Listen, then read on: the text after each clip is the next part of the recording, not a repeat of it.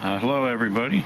I thought I would give an update on my permacultured yard. It's been several years since I made a video, and now there's a lot of things that have grown and changed since my initial videos. So I'm almost done where I feel satisfied with what I have. There's a few little changes or additions I'm going to make, which I'll explain as I go through. So let's start in the front yard. Okay, right here near the front door we have a kaya, and look how big these have gotten. Now they have lost their leaves, okay, because it is winter. It's January now, and this is what happens. So they're not really useful too much as an edible crop during this time of year. You know, you probably get about 6-7 months where the leaves are completely green and the leaves are enough where you could pick them off and eat. So we got two huge kayas right there. I have some cranberry hibiscuses, which, you know, I can add more in those. Those are very easy to take cuttings and plant anywhere. I have these spread out all over the place. I have 3 loquat trees. There's 1, 2, and then there's 3 right there. Okay, a great tree. They're producing a few right now. Very productive. Require very little care. So I have not been giving much care to my plants the last couple of years, you know, partly because of being busy and partly because see how they did. Most of these have done great, including the kaya, the loquats. You know, I've hardly even fertilized the last couple of years. So this is an example of something that does great. Drought tolerant and cold tolerant. Very great tree. Great tasting fruit. Here we have a macadamia nut tree. This has really grown, done well. Unfortunately, the squirrels usually beat me to the macadamia nuts, so every squirrel in the neighborhood knows about this tree. So it's done very well. It's the other loquat. Okay, then we have the star fruit or carambella. This thing has been producing for almost 4 or 5 months straight. Look how much fruit is on there now still after being producing constantly. Great tree to have. Highly recommend it. Let's go to the side yard.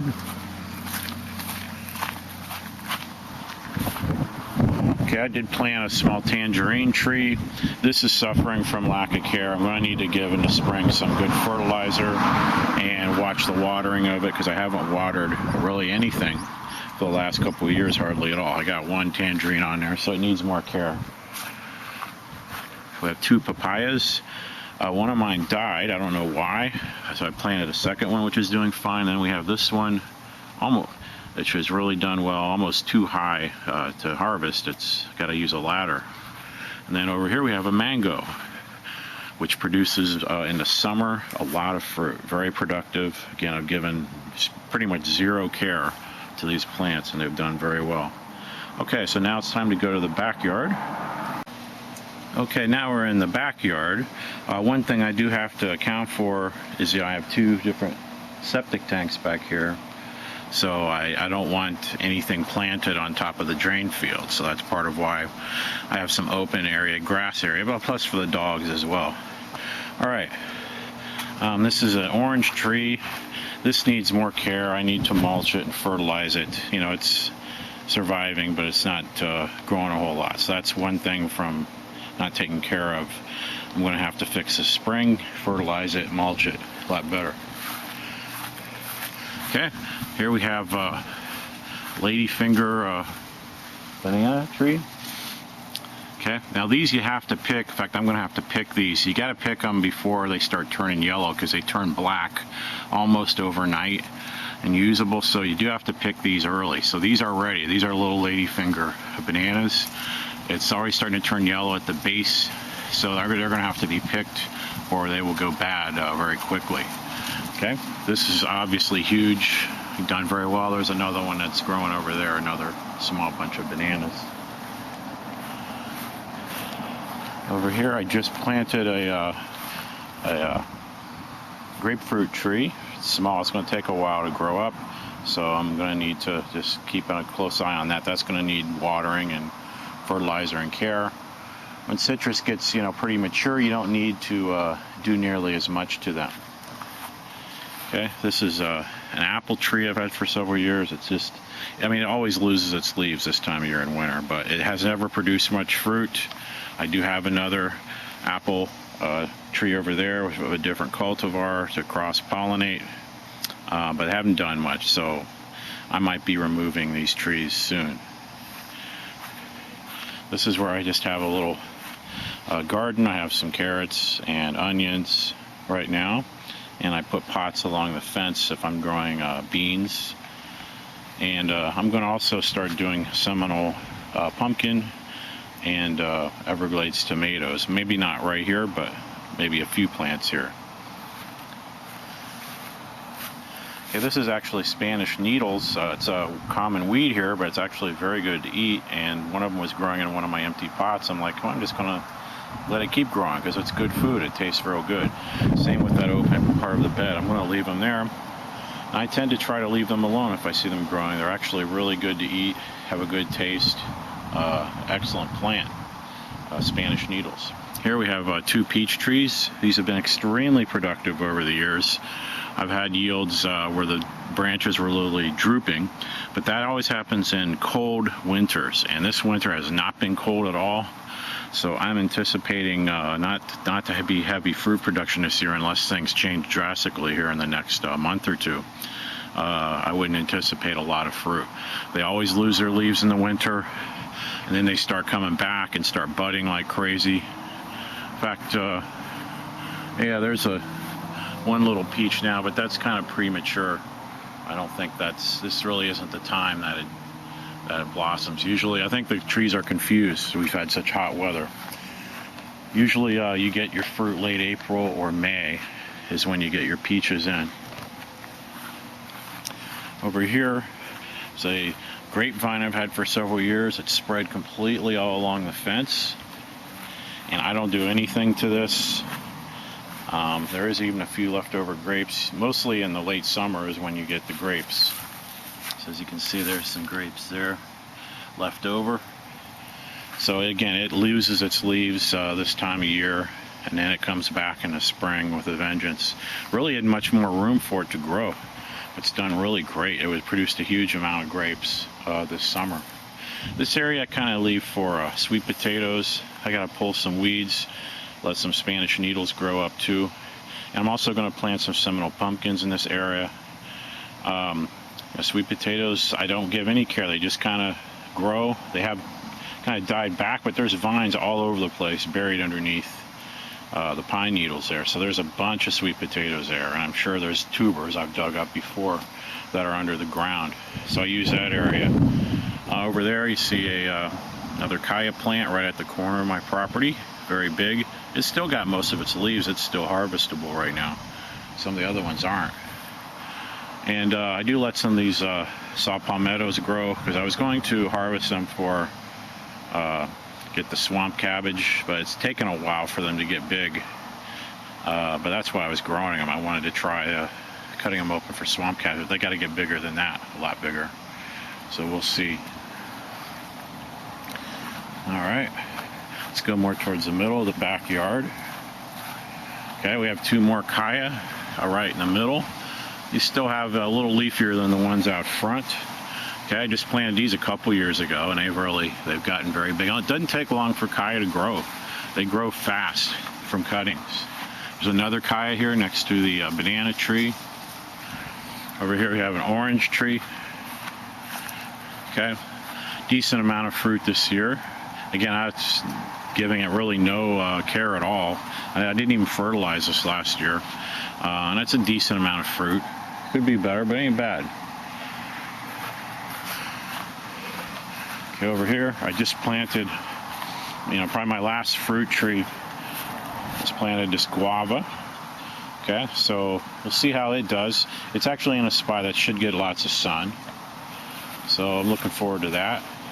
Over here we have my katuk, which I just did another video on. This area, I'd like to expand the katuk even a little bit more because it's really good food. Over here we have a mulberry. Produces berries a good part of the year. There's a few on right now. Again, it tends to lose its leaves. It's more green in the spring, summer. So it's got a few berries on it. I did a video on this one. So it's gotten pretty big. It's a pretty productive tree. Look at this kaya. This was the first kaya that I planted several years ago. This thing is massive. Okay, it's just growing all over the place. Look how huge that is. And then next to it, there's even another tree that I planted. It took a lot longer to grow. It's a decent sized kaya plant, but it's partially blocked, but it still grew. All right, then over here, we have bananas, 2 different kinds. So we got several bunches of bananas growing. Biggest problem I have with bananas is once they start ripening, I mean, they all ripen very fast, and then you're like up to your ears in bananas. So I do try to pick some early to try to get a more gradual harvest of it, or, you know, you could dehydrate them certainly, but I'd rather have them fresh, you know, when they're ripened. You know, they certainly taste better when you let them ripen on the tree, but sometimes you got to do that. Okay, and here's a couple more bunches. I mean, I got like 5 or 6 bunches of bananas growing here. It takes a long time for them to mature. This one is about ready. It's been on here the longest. So I might pull off, where are we? Yeah. Where is it? There we go. So I might pull off a few bananas, maybe 5 or 6, and see if they ripen out. That gives you a sign of how close it is to ripening. That's a big bunch of bananas there. Okay, this is where I traditionally put my tomato plants. They've been going since October. These are all cherry tomatoes. I picked all the red ones. I'm going to go exclusively to Everglades tomatoes, just because they require the least amount of care. They can grow like a weed from everything I've learned. So once my Everglades tomatoes come up, I just planted a few seeds. I'm going to get rid of these because I don't want them cross-pollinating. I want pure Everglades tomatoes. So I'll grow some here. I might grow some in all kinds of different parts of the yard. All right, going back here, we have a moringa tree. I let this get too big because it's kind of hard to harvest. And you know, I let the pods are really good to eat. They taste like asparagus. They are something you can eat right off the tree, unlike the leaves, which are edible certainly, but they don't really taste that great. You need to powder them, you know, dry them out, get them into powder, and use them as a food supplement. So their taste isn't that great, but this is extremely big tree, full of food. Everything is edible on the leaves and the pods. Let me see if I can find, like, here's pods when they get old. They're no good now, like this. In fact, you got to get them when they're just like thin little green wisps. I'm trying to see if there are any right now, because I kind of waste it by not harvesting when they're like that. I always seem to miss it. Let's see. I'm not seeing any. Yeah, there's one, a little greener, but again, it's way too old to harvest. Way too old. It's not really any good. Yeah, I don't see any thin green ones that I'm seeing. Those are the kind you eat. If I could find one, I'd show you. You just boil them like asparagus. Okay, I tried to plant some cuttings late last summer. Doesn't look like they made it. But I'm going to leave them there, and I'm going to try again. Maybe it's just not a good spot. Maybe they don't get enough sun. This is a partially shady area. I don't know. I'm just going to keep trying. I would like one more moringa tree, if possible. Okay. So this is my permacultured yard. I'm trying to get to where I don't have to really put hardly any work in. That's the kind of plants that I want. Oh, here's some more cranberry hibiscus over here. These are so easy to take cuttings and plant. They just grow wherever you stick them at. Sometimes they die out, but they're so easy to regrow, and they often will sprout up wherever. Like, you don't even plant them, and they come up. So very easy to grow. So that's the kind of plant I want. I want stuff you have to take very little care of. That's a true permacultured yard where you just don't have to do very much to it. Maybe fertilize occasionally. Okay, things you don't have to really water usually. Citrus you might have to occasionally. Of course, my small little vegetable garden, which I'm going to focus on things that do the very, very best require the little amount of care, like onions, carrots, and green bean types of things like bush beans, things like that, which require little care except water. So that's where I'm going with this. You know, pine trees even, which I have 3 of them, are useful. You know, you can make pine needle tea, and there's a lot of uses for pine sap and stuff too. So, you know, they're actually useful. That's why I don't want to get rid of them. I like having them here.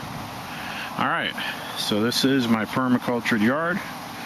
Hope learned something from it. If you have any questions, then leave a post. See you later.